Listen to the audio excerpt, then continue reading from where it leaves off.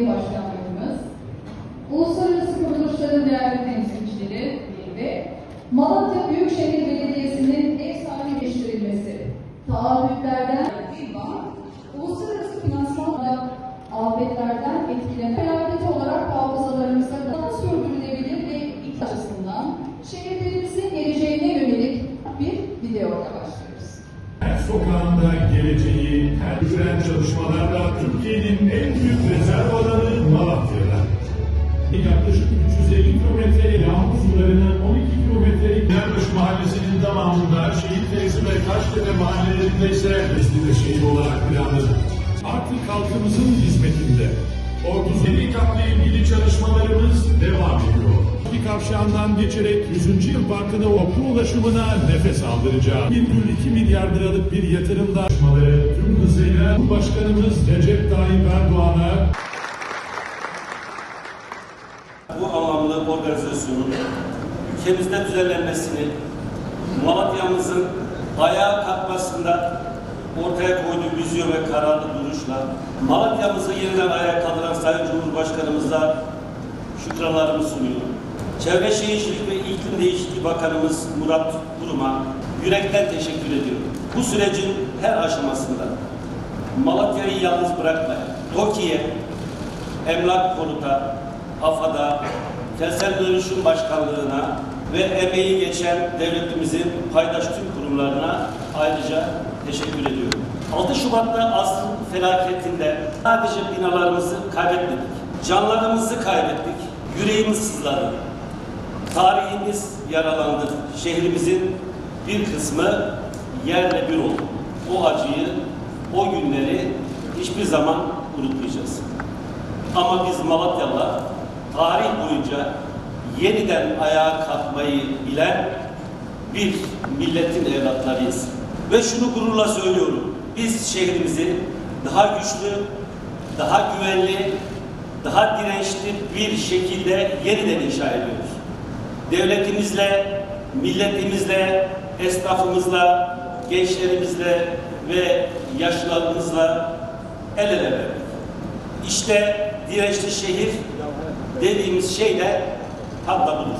Yıkıldığında yeniden ayağa kalkabilen, daha akıllı, daha sağlam, geleceğe daha hazır inşa edilen bir şehir.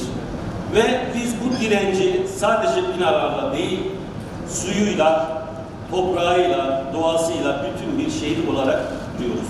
Kuraklığa karşı dirençli olmak için şehrimizin tek kaynağı bağımlı olmaktan kurtaracak alternatif su projemizi hayata geçiriyoruz. Toprağımızın direncini arttırmak için ilçelerimizde tarımsal sulama tesislerini kuruyor ve her damla suyu üretimle buluşturuyoruz. Ve geleceğe nefes bırakmak için iklim değişikliği uyum eylem planımızı hazırlayıp Beydağ'ımızı yeniden yeşillendiriyoruz. Çünkü biz inanıyoruz ki afete dayanıklı bir şehir kurmakla iklim krizine dayanıklı bir şehir kurmak aynı akıl, aynı irade, aynı sorumluluktur. Bu topraklarda yaşadığımız acı bize şunu öğretti.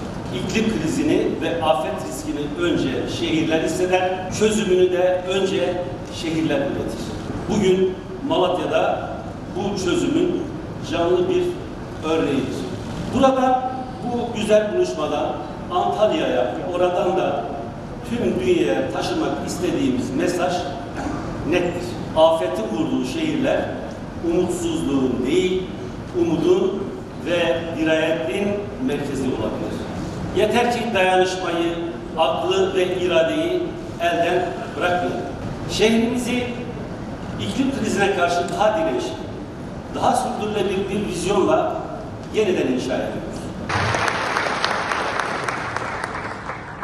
COP31'e giden süreçte iklime dirençli şehirler inşa etmek ve bunu uluslararası kuruluşlarla işbirliği halinde yürütmenin önemi hepimizin malumudur.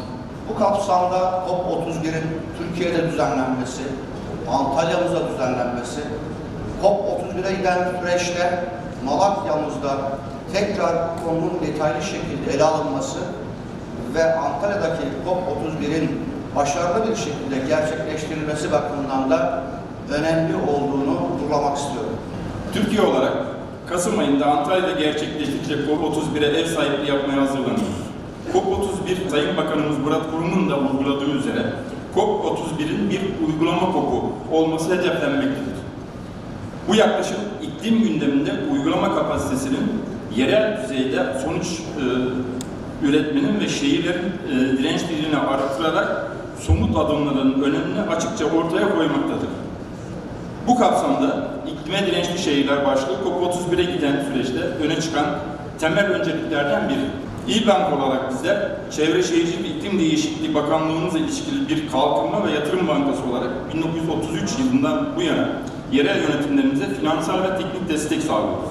Nitekim uluslararası proje portföyümüz 6 milyar euro seviyesine ulaşmış. Deprem sonrası süreçte ise ulusal katkılarımızla birlikte toplam 2,5 milyar euro yeniden inşa ve altyapı yatırımı sahada yürütülmektedir. Malatya deprem sonrası yeniden inşa sürecinin ve dirençli şehirler yaklaşımının sahadaki önemini güçlü bir biçimde gösteren şehirlerimizden biridir.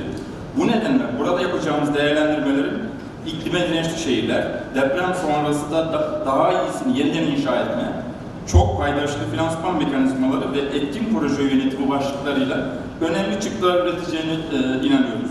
İlbank'ın yerel yönetimlerimizin ülkemizde ortaya koyduğu köklü tecrübeden yararlanan bu yaklaşımın uzun vadede benzer ihtiyaçlara sahip şehirler ve ülkeler arasında uygulanabilecek, ölçeklenebilecek ve farklı coğrafyalardaki deneyimleri ortak bir çerçevede buluşturabilecek küresel ölçekte bir kentsel dirençlilik faaliyetlerine dönüştürülebileceğine inanıyoruz. COP31 Başkanı Sayın Bakanımız Murat Kurum'un da ortaya koyduğu uygulama odaklı vizyon doğrultusunda gerçekleştiriyoruz. Ben bu vesileyle programımızda verimli geçmesini temenni ediyor. Başta JICA olmak üzere tüm katılımcılara, Malatya Büyükşehir Belediye'mize özellikle teşekkürlerimi sunuyorum.